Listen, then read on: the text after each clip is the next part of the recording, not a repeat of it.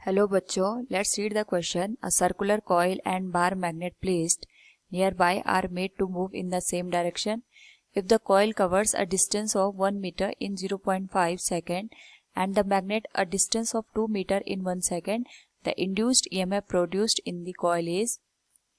Now we will first discuss the key concept, which is induced EMF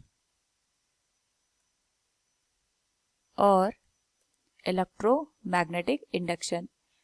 तो जो electromagnetic induction है that is produce due to the rate of change of flux with respect to time. अगर हम बात करें यहाँ पे जो फ्लक्स होता है magnetic flux, it is given as d divided by dt BA cos theta. तो हम यहाँ पे मैग्नेटिक फ्लक्स को चेंज करके इंड्यूस्ड ईएमएफ की वैल्यू को ऑब्टेन कर सकते हैं. नाउ अगर हम इस पर्टिकुलर क्वेश्चन में बात करेंगे तो यहाँ पे हम कॉइल को मूव करवा रहे हैं और जो बार मैग्नेट है दैट इज ऑल्सो मूविंग. सो अगर यहाँ पे जो कॉइल है उसमें मोशन आता है, उस पर्टिकुलर केस में यहाँ पे अगर हम बात करेंगे तो जो ईएमएफ जनरेट होता है that is known as motional EMF. और जो मोशनल ईएमएफ की बात हम करते हैं उस पर्टिकुलर केस में वैल्यू हो जाती है B into L into V sine theta. इस पर्टिकुलर केस में अगर हम V की बात करें तो V यहाँ पे होती है velocity of coil in constant magnetic field. लेकिन यहाँ पे हमारे पास जो बार मैग्नेट और सर्कुलर कॉइल है दोनों मूव करें, इसलिए हम यहाँ पे पहले रिलेटिव वेलोसिटी फाइंड आउट करेंगे.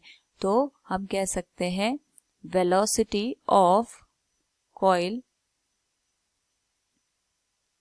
is, it is covering 1 meter in 0.5 seconds, so it will be 1 divided by 0.5, ये हो जाएगा 2 meter per second. Similarly यहाँ पे अगर हम बात करें velocity of magnet, जो velocity of magnet है it will be distance 2 divided by 1, 2 meter per second. तो रिलेटिव वेलोसिटी यहाँ पे हमारे पास हो जाएगी the difference between these two velocities. So relative velocity will be 0. और अगर यहाँ पे रिलेटिव वेलोसिटी 0 हो गई तो जो ईएमएफ की वैल्यू है वो भी 0 हो जाएगी.